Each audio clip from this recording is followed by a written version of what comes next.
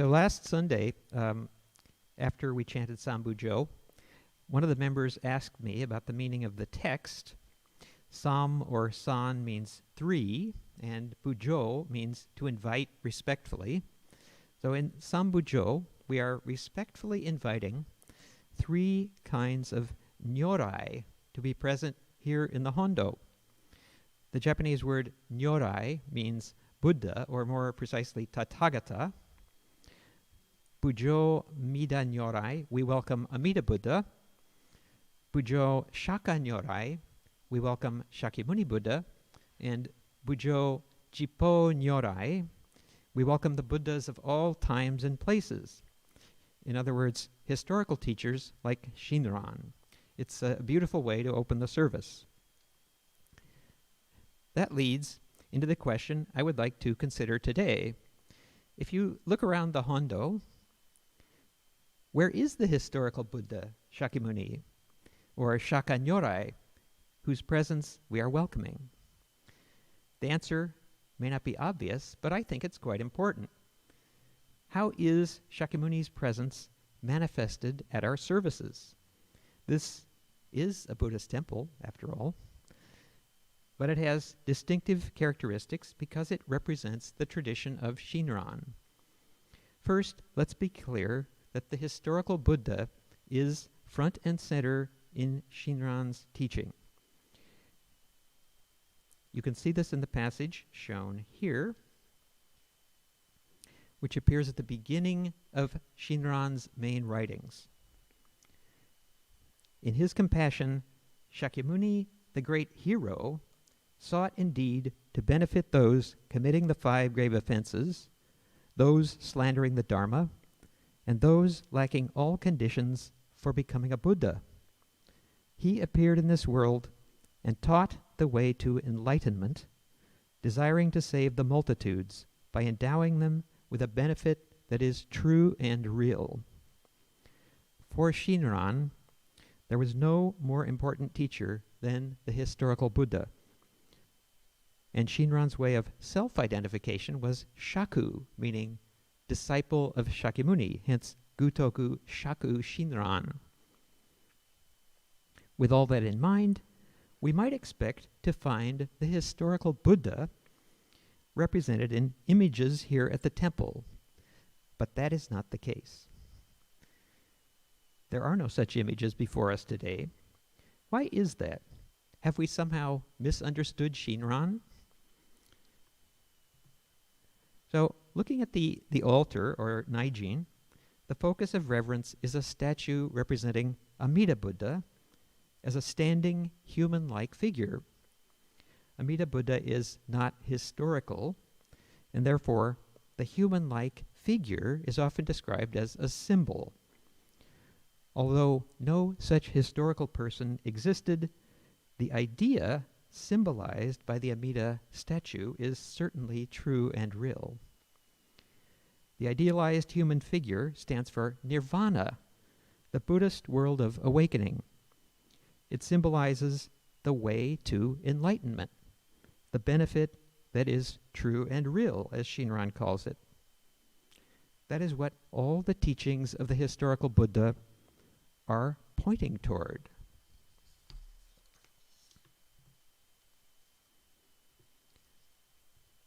Now, unlike the central altar, the side altars on the Naijin depict historical people. In this case, 2 teachers of our tradition, Shinran himself on the right and Myonyo over there on the left. But there is no depiction of Śākyamuni. If you were to visit a different type of Buddhist sacred site, you might see an image of the historical Buddha looking like this, either seated in the earth-touching posture, depicting the moment of his enlightenment, or the reclining Buddha, depicting the moment of his death, or parinirvana. These are the 2 crucial moments in his story, corresponding to his life's true beginning and its true ending. When you encounter depictions that look like these, you will know it is none other than the historical Buddha. As far as not having such statues here in the Hondo, there is one important exception. Think about it. When does a statue of the historical Buddha go on display here? I think some of you remember. Once a year, on Hanamatsuri, the occasion marking his birth, we bring forth a small bronze statue of the infant Siddhartha, placing it in the Hanamido, or flower pavilion, that will take place next Sunday, April the 10th. So please plan to come and see it. Apart from this annual observance, we don't have statues of Śākyamuni, but let me indicate the ways in which his presence is manifested here in the Hondo year-round. We take our cue from the Buddha's instruction. When Śākyamuni was about to enter nirvana, he said to the monks, "From this day on, rely on Dharma, not on people who teach it. Rely on the meaning, not on the words. Rely on wisdom, not on the working of the mind. Rely on Dharma, not on the people who teach it." The Buddha admonishes us not to take refuge in him or in any human being, but rather to take refuge in the Dharma teachings. Thus, the teachings of the way to enlightenment live on when the teacher exits history.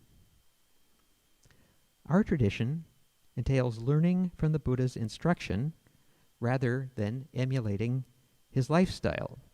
We do not follow the path of the renunciant. Śākyamuni's enduring presence here is through his words rather than through his person or his image. The words of Śākyamuni, as some of you I'm sure know, are recorded in the texts known as sutras. Where do we find these words here in the Hondo? Because this is a temple in the tradition of Shinran, the focus is on three particular teachings of the Buddha known as Pure Land Sutras. They are displayed in the 4 scrolls that you see front and center on the Naijin. You've probably been looking at them for a while and might have wondered, what are those things? Those are sutra scrolls.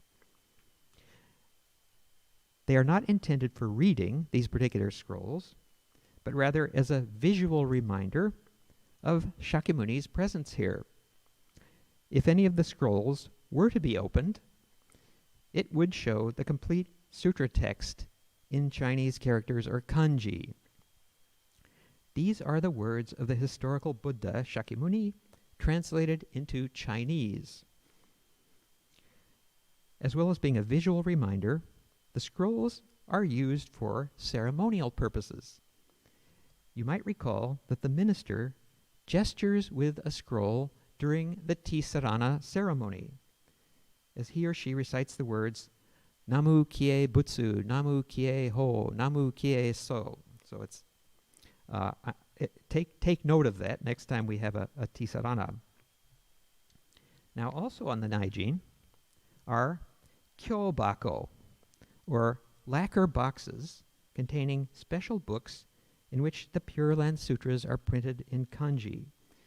I would like to ask Reverend Dr. Wondra to open one of the kyobako so that you can see its contents. Sensei, onegai shimasu.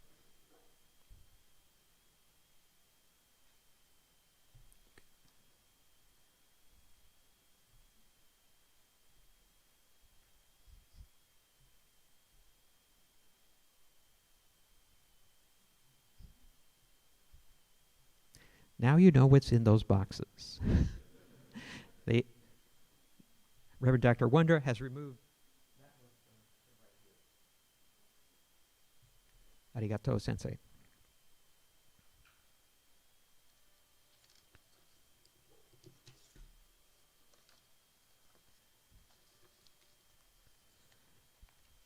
Now, the books may be used by the ministers when chanting. Although as far as I know, it has not been done that way in many years here. The senseis generally make use of their own chanting books on the Naijin, but the lacquer boxes should be understood to contain the words of Śākyamuni. And let's not forget that the service books before you in the pews contain chanting texts such as Sanbutsuge and Juseige, which we just did. These are the words of the Buddha recorded in the Pure Land Sutras. Service books also include English translations of some of these chanting texts. In all of these ways, the presence of Śākyamuni is right in front of us every time we are in the Hondo. It is not necessary to represent him here as a human image, although it's perfectly okay to do so in settings that are appropriate.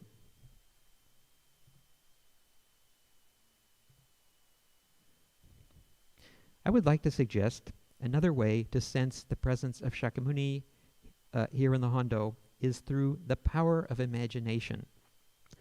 Specifically, the imagination of Pure Land teacher Shandao, who lived in 7th century China. Shandao created a parable that has great significance in Shinran's Buddhism.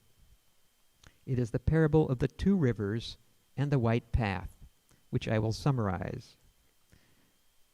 Once upon a time, there was a traveler beset by many dangers. Well, that's a way of saying that once there was a spiritual seeker, a person such as we are. Fearing for his life, this traveler is hastening toward the west through a vast wilderness when he comes upon a fearsome sight. A seemingly impassable river of water and of fire. He can see no end to the river, either to the north or the south. Between the water and the fire, the traveler can make out a narrow white path, only 4 inches wide, it said, stretching between the eastern bank of the river and the western bank, the far shore. Because danger is drawing near, the traveler must quickly decide whether to venture out on the white path, risking his life amid the crashing waves and leaping flames. Shandao says, "There are no words to express the terror and despair that fill him at this point. He thinks to himself, if I turn back now, I die. If I remain here, I die. And if I go forward, I die. There is no way for me to escape death. Therefore, I choose to go forth, venturing on this path. Because this path already exists, it must be possible to cross the rivers." When this thought occurs to him, he suddenly hears the encouraging voice of someone behind him on the eastern bank. "O traveler, just resolve to follow this path forward. You will certainly not encounter the grief of death. But if you stay where you are, you will surely die." Further, someone over on the western bank, the far shore, calls out to him, "O traveler, with single-mindedness, come at once. I will protect you. Have no fear of plunging to grief in the water or fire." If you've heard the story before, you might recall its interpretation. The dangerous eastern bank, where the traveler pauses, is samsara, the present world of suffering and delusion. The encouraging voice coming from behind the traveler, the voice from the eastern bank, stands for the words of the historical Buddha, Śākyamuni. As Shandao states, Śākyamuni has already entered nirvana, and people of later times cannot meet him. His teachings remain, however, and we can follow them. They are like that voice.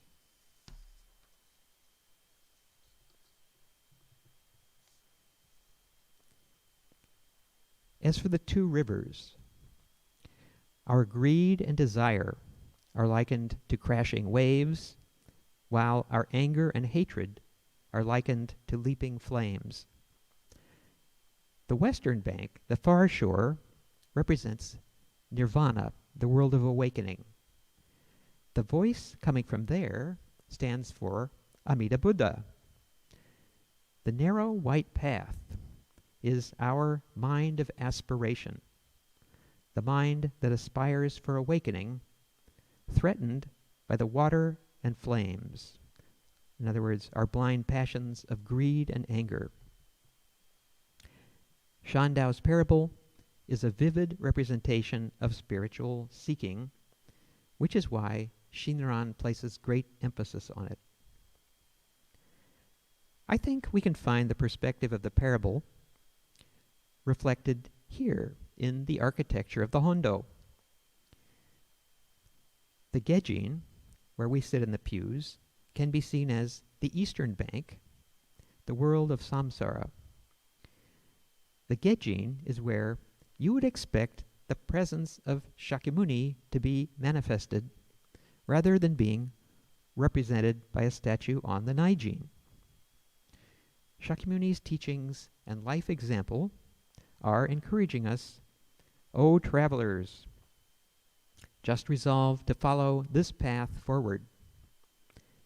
His voice, originating in the Gejin, is like the dispatcher, urging us to go forward on the path, saying, rely on Dharma, not on people who teach it.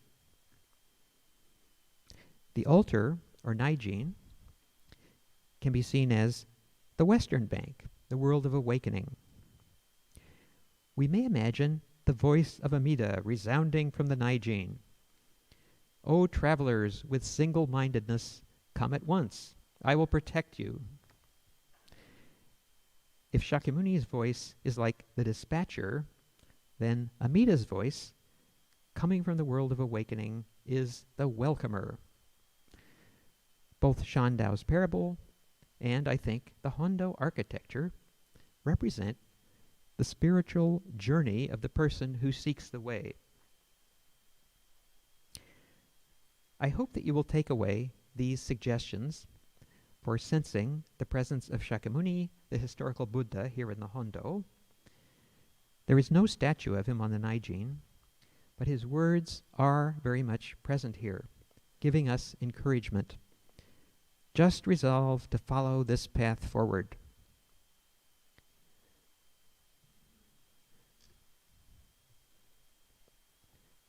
Please join me in Gassho with these words of the Buddha from the Mahaparinibbana Sutta. It may be, Ananda, that some of you will think this way: the teacher's instruction has ceased, now there is no teacher for us. But it should not be seen like that.